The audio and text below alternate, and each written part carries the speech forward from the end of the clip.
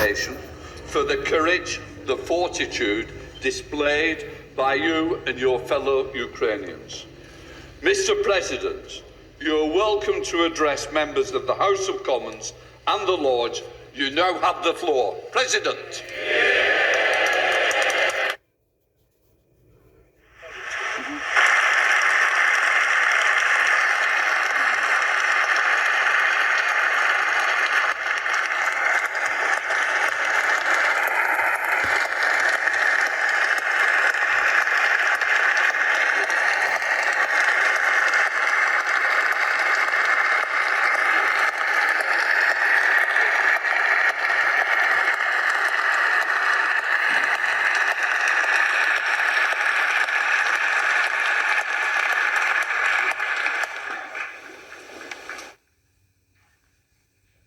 Пане спікер, пане прем'єр-міністре, члени уряду, Mr. Speaker, парламенту, лорди, all the members of Parliament, ladies and gentlemen,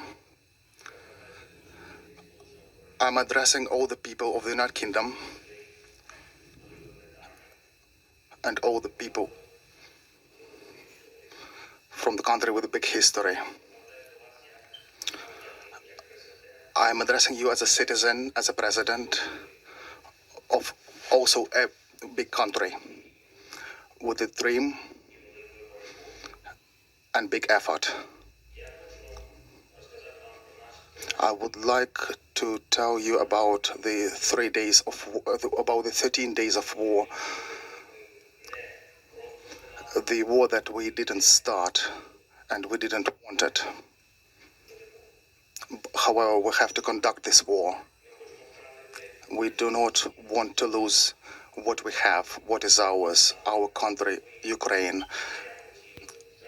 Just the same way as you once didn't want to lose your country when Nazis started to fight your country. And you had to fight for Britain. 13 days of the struggle. On day one at 4 o'clock in the morning, we were attacked by cruise missiles. Everybody woke up, people, children, the entire Ukraine, and since that we have not been sleeping. We have all been fighting for our country with our army. On day two, we have been fighting airstrikes, and our heroic military servicemen on the island Zmyny have been trying to fight. When Russian forces demanded that we lay down the arms. However, we did continue fighting, and we did feel our force, the force of our people that oppose the occupants until the end. The next day, the artillery started fighting us. Our army showed us who we are, and we have been able to see who are people and who are beasts. On day 4, we started getting people captive. We have not been torturing them. We remained humane even on day 4 of this terrible war. On day 5, the terror against us was going on against children, against cities, and constant shelling has been taking place around the country, including hospitals, and that didn't break us. And that gave us feeling of big truth. On day 6, the Russian rockets fell on Babin Yar, that is the place where the Nazis killed thousands of people during the Second World War. And 80 years after, the Russian churches are getting destroyed by shelling.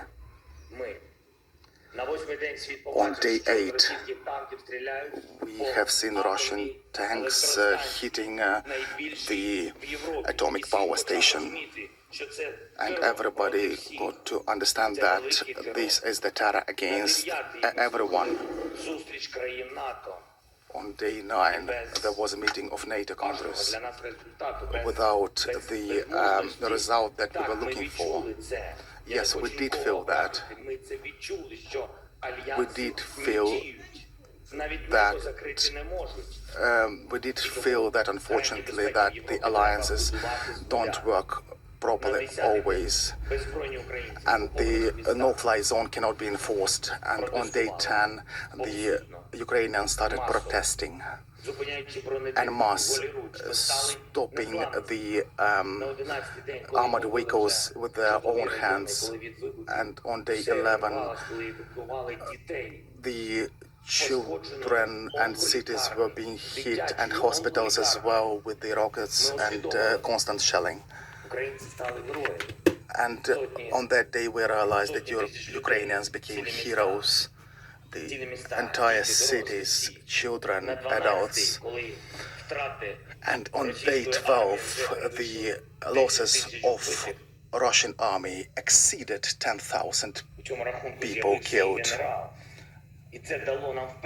And also including the general, and that gave us hope that there will be some kind of responsibility for those people in front of the court. On day 13,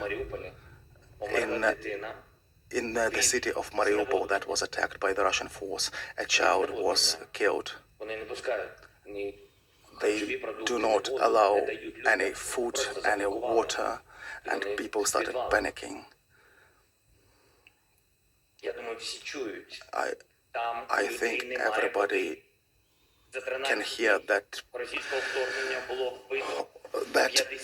people do not have water over there. Over 13 days of this situation, over 50 children have been killed.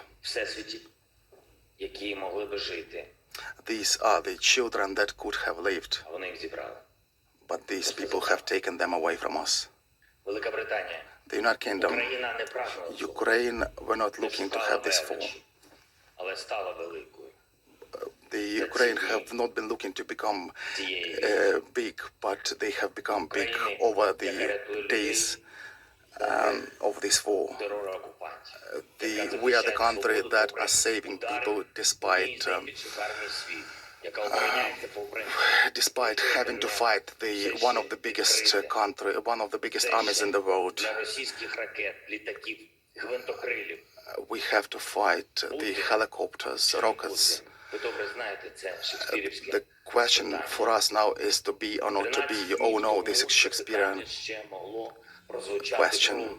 For 13 days, this question could have been asked, but now I can give you a definitive answer. It's definitely yes to be.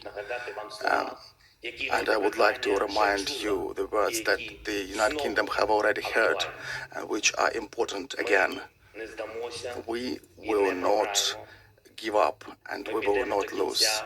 We will fight till the end, at sea, in the air. We will continue fighting for our land, whatever the cost. We will fight in the forests, in the fields, on the shores, in the streets. I would like to add that we will fight on the banks of different rivers like Dnieper, and we are looking for your help, for the help of the civilized countries. We are thankful for this help, and I'm very grateful to you, Boris.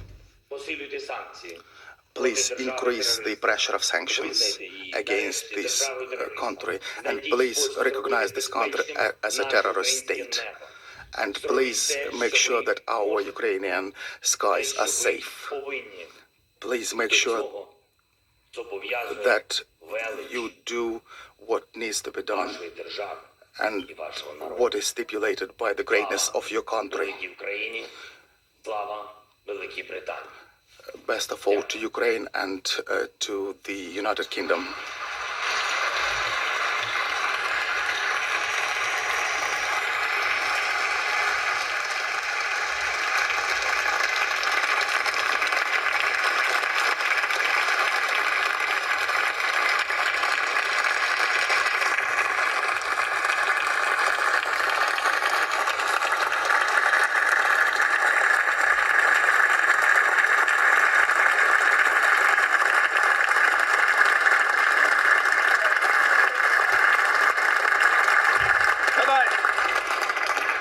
Thank you, Mr. President. On behalf of the House of Commons, I want to thank you for speaking to us and for giving us very clearly and powerful perspective of the tragic situation facing you and fellow Ukrainians.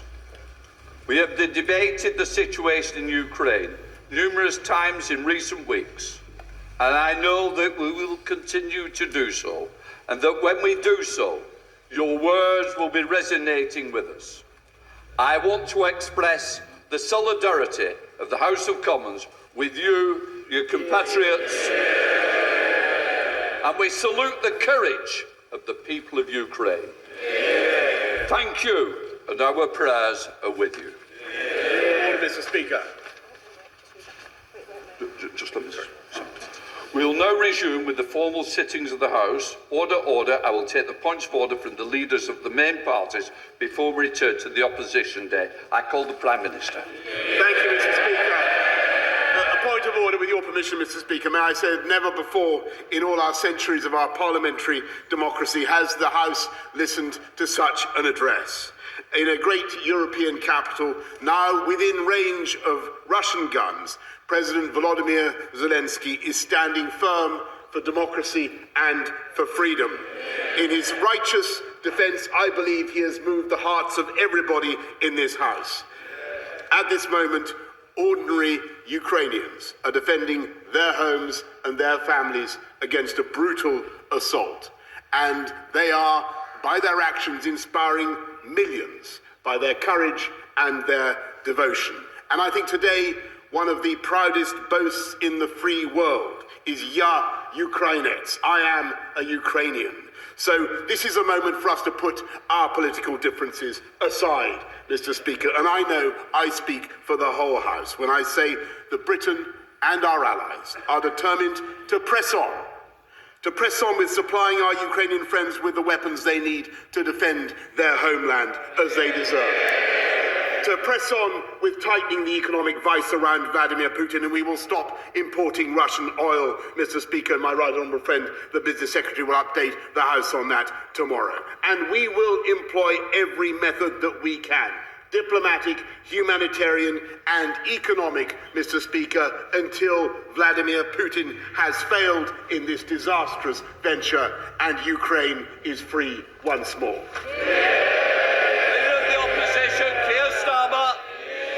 On a point of order, Mr. Speaker, every one of us has been moved by the bravery, the resolve and the leadership of President Zelensky. Invading troops march through his streets, shells rain down on his people, and assassins seek his life.